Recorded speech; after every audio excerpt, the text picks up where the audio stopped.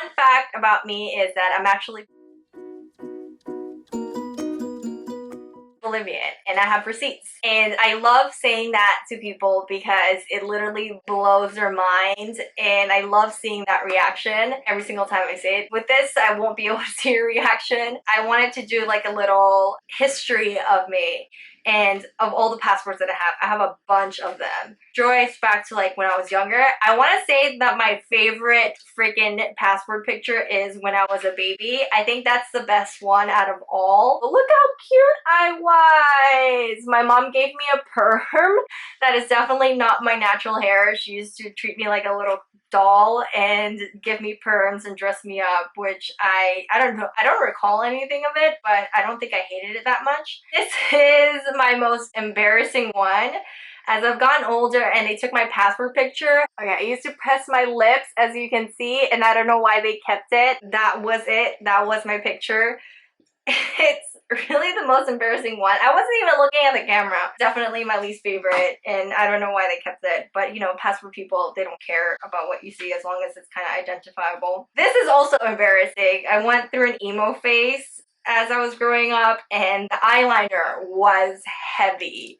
There you go. I definitely had the heavy eyeliner going on, and my hair was split on the side, and it looks like I have a cowlick. This one was I was getting older. I went through the phase of dyeing my hair, and I feel like everybody kind of goes through that phase of just dyeing it blonde, but it didn't come out so well in pictures. And my bun, it was where all the blonde was, and putting my hair up that way was a phase as well because I hated having the hair in my face, and yeah, that was not good. This was my last Bolivian passport actually before I became a citizen, and it's not so bad. I look really, I don't know why I don't. Actually, that one I'm looking at the camera. That's the history of all my Bolivian passports. I have a lot. It was because I had to renew them. Like, I'm collecting cards. Good news is that now I have an American passport, and I was able to finally fly for the first time internationally, which was really exciting.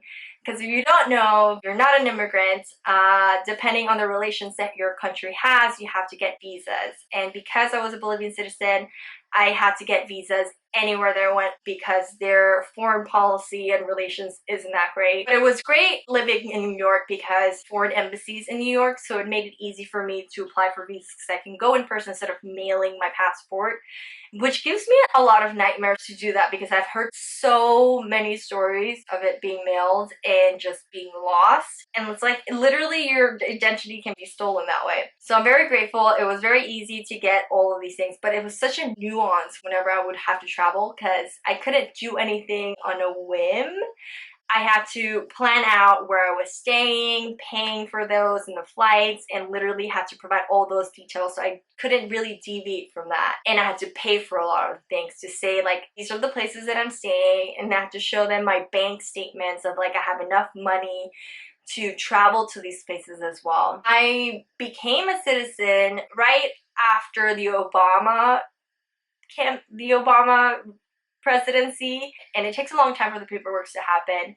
So I got approved by Trump, and that will forever be there. I have like the letter of congratulations, it's Donald Trump, and I'm just like, at least he did. I don't know if he approves it, but obviously that was the only thing that came out of it. I did vote against him, so I practiced my power of being a citizen to vote him out. Thank freaking God. And that might be a controversial conversation here. We all have our differences. Republican or Democrat, it's totally cool. It's just that Trump was definitely a character. I moved here, but I want to say that I was an illegal immigrant for a really, really long time. And I say that with pride and the hardships that came with it. But in international school when I was young, which allowed me to learn English in my studies. So when I was growing up, starting from preschool, I learned all the ABCs. All my curriculum was in American textbooks, and we had to take like standardized tests every year to make sure that we were doing all right. and I think it was like the Iowa State tests. I was trilingual, like at home we spoke Korean. My parents both are Korean, and they moved to Bolivia in their 20s. Very common immigrant story of moving somewhere else for a better life. If you were to test me grammatically in Spanish, it's the worst. Like, I know Spanish because it was my environment that I grew up with, all my friends and all that stuff. So I know how to speak Spanish very well. Soy Boliviana.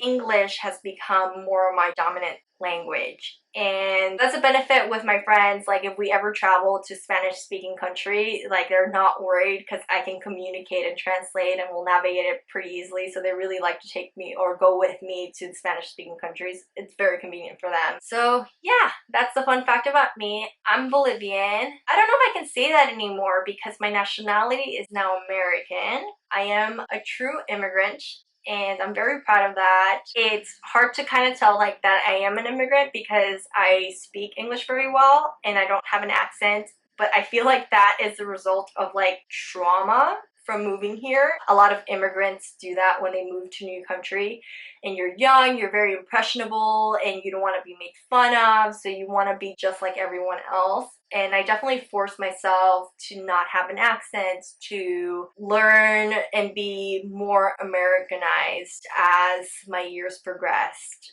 But it does surprise a lot of people when I tell them that, and unfortunately I won't see all of your reactions, but I hope it was a shock. I'm glad I looked at all those pictures because I definitely forgot that I had all my passports from when I was young, and I really, really appreciate the first one that I ever took. I was really cute. It was a really cute picture. It was my best picture. I don't think I'll ever take a great picture like that because all the other passports have been crap.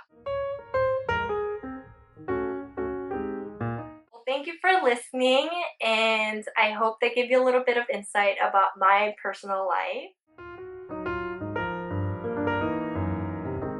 and my history and my experiences and so forth. So yeah, bye.